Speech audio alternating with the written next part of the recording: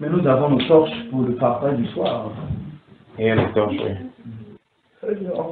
Avant de venir, j'ai eu une question de la sœur, je pense, non? Puis, elle voulait, non, Marie, elle voulait savoir maintenant là. Quelle fête allons-nous fêter? Il fait un peu sur cette fête de l'Éternel, oui. L'ombre et la réalité. Donc, notre Seigneur avait accompli déjà une bonne partie. Et puis, j'ai dit, bon, les fêtes, la Saint-Sylvestre, Noël, des travailleurs, de la femme, des amoureux, des désespérés, tout ça. Ça ne nous concerne pas. Ça ne nous concerne pas. Il y a une seule fête dans la Bible dont la Bible nous parle par rapport aux chrétiens. Il y a un enseignement concernant cela. Le titre, c'est la seule fête chrétienne. Dans l'Acte des Apôtres, dans 1 Corinthiens chapitre 5, dans 1 Corinthiens au chapitre 5, le verset, à partir du verset 10, la Bible déclare: je vous ai écrit dans ma lettre de ne pas avoir des relations avec des impudiques, non pas d'une manière absolue avec les impudiques de ce monde, ou avec les cupides et les ravisseurs, ou avec les idolâtres. Autrement, il vous faudrait sortir du monde. Maintenant, ce que je vous ai écrit, c'est de ne pas avoir des relations avec quelqu'un qui se nomme frère, est impudique, ou cupide, ou idolâtre, ou outragé, ou ivrogne, ou ravisseur. Ne même pas manger avec un tel homme. Puis dit: qu'ai-je en effet à juger ceux de dehors? N'est-ce pas ceux de dedans que vous avez jugés? Il dit: pour ceux du dehors, Dieu les juge, ôtez le message du milieu de vous. Puis il dit maintenant, il dit: faites disparaître le vieux levain, afin que vous soyez une Pâque nouvelle, puisque vous êtes sans levain, car Christ, notre Pâque, a été immolé. Et verset 8, on dit: célébrons donc la fête. On dit, verset 8, 1 Corinthiens 5, célébrons donc la fête, non avec du vieux levain, non avec un levain de malice et de méchanceté, mais avec les pains sans levain de la pureté et de la vérité. On dit ici: célébrons la fête. La fête donc de notre Pâque, Christ qui a été immolé.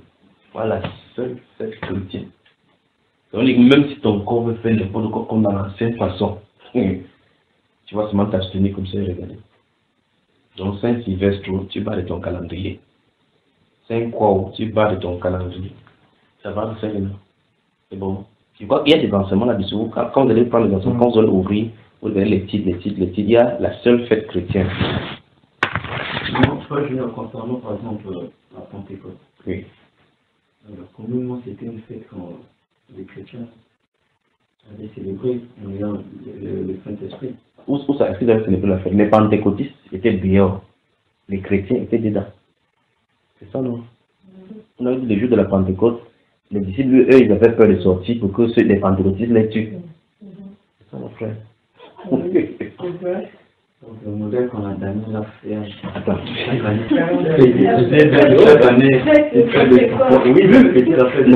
Mais même moi, je lis. On dit fait des pentecôtistes. Les pentecôtistes, ceux qui fêtaient étaient dehors. Ceux qui suivaient Jésus étaient dedans. Et puis, c'est quand eux, ils sont sortis de l'intérieur de la chambre haute que les fêtards sont venus vers eux. Donc, ceux qui fêtaient la Pentecôte, étaient plutôt dehors. Je lis. Acte chapitre 1 d'abord. Lorsque le Seigneur Jésus a été élevé, on y va. On dit tous d'un commun accord, verset 14 du chapitre 1 dit: persévérer dans la prière avec Marie, avec les femmes et Marie, mère de Jésus. Donc quand ils sont montés, quand il fut arrivé, il montait dans la chambre où il se tenait d'ordinaire.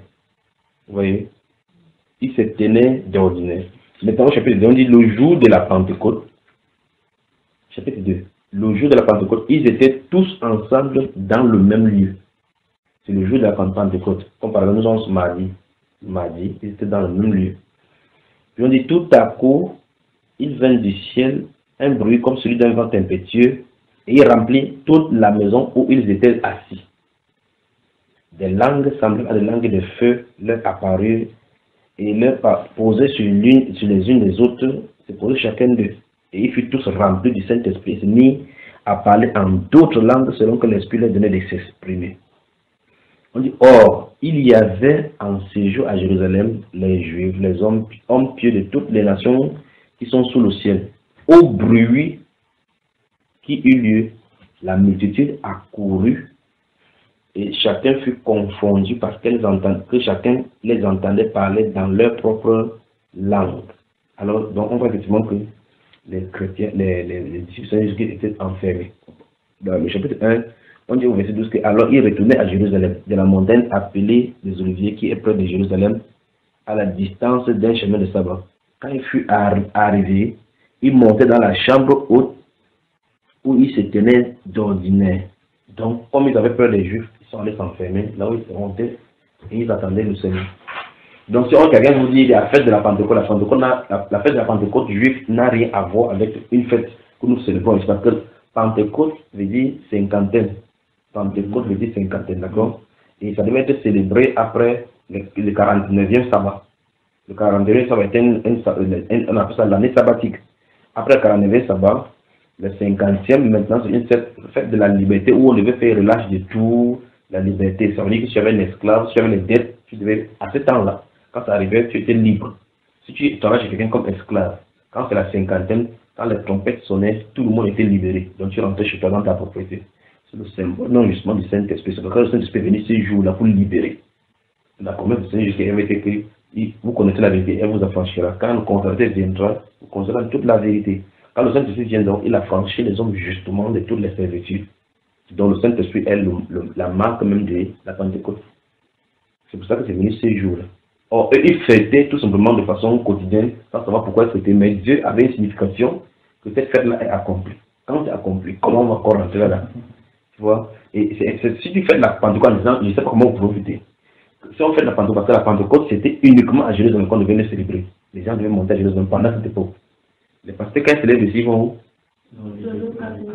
Il faut donc comment? Comment ils peuvent célébrer alors? Comment?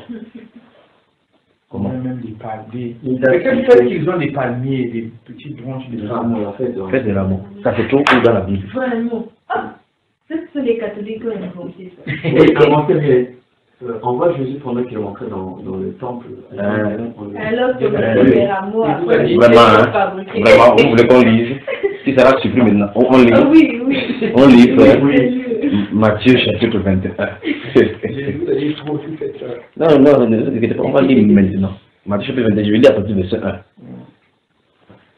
Lorsqu'ils approchaient de Jérusalem et qu'ils furent arrivés à Bethphagée, vers la montagne des Oliviers, Jésus envoya deux de ses disciples, en leur disant, allez au village qui est devant vous, vous trouverez aussitôt une ânesse attachée et un anneau avec elle.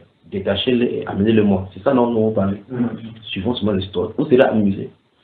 Si quelqu'un vous dit quelque chose, vous répondrez, le Seigneur en a besoin. Et à l'instant, il les laissera aller.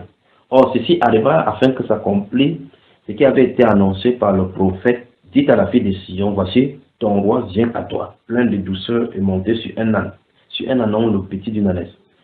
Les disciples allèrent et firent ce que Jésus leur avait ordonné.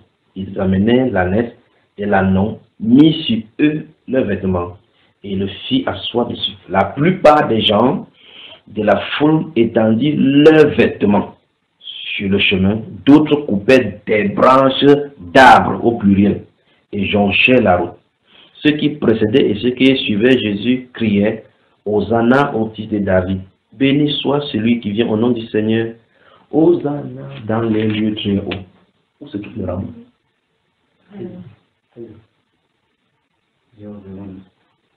Il dit les rameaux dont on cueille. Tu as entendu les rameaux là? Non. Alors, pas des branches. Des branches des arbres. Donc, on dit que si tu vois les calcis, tu coupes, tu vois le goyavier, tu coupes. D'autres, il n'y avait pas d'arbres, ils prenaient quoi? Des habits. Alors, où est-ce qu'on peut sortir de cette fête-là? En quoi est-ce que ça constitue une fête déjà pour commencer? En quoi est-ce que ça constitue une fête? Donc, les êtres humains, ce qu'on doit faire dans la Bible, c'est écrit, on fait autre chose que les démons inventés. Donc, il n'y a pas de fête de rameaux dans la Bible, ça se trouve nulle part.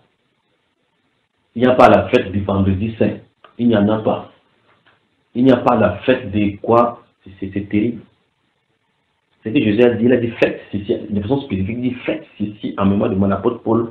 Lui dit, j'ai reçu du Seigneur ce que je vous ai enseigné. L'apôtre Paul n'était pas là à la soirée où le Seigneur a été crucifié. Mais il dit, il a reçu du Seigneur. Plus de 30 ans plus tard, il a apparu à Paul, il lui a dit, faites, enseigne-les de faire ceci. Il dit, j'ai reçu du Seigneur ce que je vous ai enseigné. c'est que la nuit où le Seigneur fut livré, prit du pain. Oh, l'apôtre n'était pas là. Il dit exactement ce que Jésus avait fait. Donc, Jésus, ça tient à cœur de Jésus de célébrer cela. Amen. Donc, il n'y a pas de fête de rameaux dans la Bible. Il n'y a même pas d'abord le mot rameau là-bas. Les gens, moi je comprends, les gens ont vu ça dans le Jésus, le film. Dans le film de Dans Elohim. le film, on a vu des gens avec des branches de palme. Là, Et ça s'interprète avec ce qu'on voit, par exemple, communément pendant la fête des rameaux. Oui. Bon, ok, quand ils font la fête de rameaux, qui en est dépassé devant eux? Leur pensée. Moi, j'étais capable. Ah ben, ils passent pour aller où? Leur Jérusalem. Et la Bible déclare que Jérusalem, c'est la ville du grand roi. C'est la ville, le lieu où le trône de Dieu sera sur la terre. Quand eux, ils portent le rameau, comme ils disent là, ils partent où? Quand on fait ici à Pointe, pendant que l'autre fait à Douala, l'autre fait à Abidjan, l'autre fait à Pogon. Il y a plusieurs Jérusalem. Enfin, ils sont les rois. Donc il faut que soient délivrés les catholiques là, avec les années pentecôtistes. Continuez les questions. Posez des questions. Je ne sais pas si ça va être trop long. De façon simple, tu peux nous résumer l'ombre de cette fête de l'Éternel et la lumière. Et tu dis on résume ça maintenant comme ça. Peut-être on peut avoir une séance de travail là-dessus. Parce qu'il faut qu'on parle, on lit. On lit de cette fête de l'Éternel. Et c'est à quoi ça se réfère. Ce serait intéressant. À quel moment, quand on va rester comme ça, à quel moment allons-nous certifier que j'ai suis baptisé du Saint-Esprit? Il y a encore un autre enseignement là-dessus. C'est pour ça que hier, quand vous avez posé la question, j'ai dit, c'est à toi que je disais, est-ce que tu as mangé? Tu dis oui. Tu dis, j'ai dit, comment tu sais que tu as mangé? Je dis, mais j'ai mangé. Tu vois que c'est difficile pour toi de prouver que tu as mangé, mais pourtant tu sais que tu as mangé. Quand le Saint-Esprit vient, tu sais que tu l'as. Parce qu'il y a un jour, par exemple, dans Actes des Apôtres qu'on a lu là, on a vu effectivement que quand ils étaient assis, tout à coup, il y a un vent impétueux. Je ne vais pas dire que c'est le vent qui va faire. Mais quand ça se passe, tu sais de quoi il est question. Vous voyez? Quand l'apôtre Paul dit que nous avons tous été baptisés dans le Saint-Esprit, il sait ce qui est arrivé. Dans Actes des Apôtres chapitre 19, quand il a trouvé, j'ai dit, avez-vous reçu le Saint-Esprit? Qu'est-ce que tu appelles Saint-Esprit? On n'a jamais entendu de telles choses. Il dit, mais attends, vous avez été baptisés comment? Il dit, baptisé les gens, il dit, ah, ok, je vois votre problème. Vous êtes sur l'ancien régime. La Bible dit, quand il impose la main, le Saint-Esprit vient sur eux. Vous voyez? Alors lorsqu'il impose la main, le Saint-Esprit vient sur eux, ils savent que le Saint-Esprit est venu. Chez Corneille, quand l'apôtre Pierre parlait, le Saint-Esprit est descendu sur ceux qui écoutaient. Quand ça descendu sur ceux qui écoutaient, l'apôtre Pierre lui-même savait qu'ils avaient reçu le Saint-Esprit. Et là, la prédication s'est arrêtée. Là, il a dit, il a ordonné qu'on les baptise au nom du Seigneur. D'accord? Donc maintenant, il y a une dispensation pour notre époque. Il y a quelque chose qui est censé se passer. Un balayage sur le terrain, sur la terre qui va bien sûr se passer pour le scellement. Ah, ça va être grave. Bon, il y a des enseignements, vous allez sur les enseignements, vous allez dire, est-ce que ceci c'est réel? Est-ce que ce qu'il en est de raconter là, est-ce que c'est réel? Quand vous êtes là, vous dites, on entend l'enlèvement. Qui va être enlevé? Parce que Jésus dit que nul impur n'y entrera. C'est ce que la Bible dit ça, non? Que nul impur n'entrera au ciel. Maintenant, vous voyez les chrétiens se battent, chacun se bat avec son petit péché. Se bat avec son petit péché. Comment on va faire pour entrer si Jésus vient là? Ce n'est pas 99,99% qui va te faire entrer, c'est 100%. Si ce n'est pas 100%, tu n'entreras pas. Or, tu ne peux pas réaliser 100%. Il faut que le Saint-Esprit achève l'œuvre. Donc, il doit être là. D'accord, frère? Le Saint-Esprit doit faire. Et là, il y a un enseignement, comment es-tu devenu chrétien?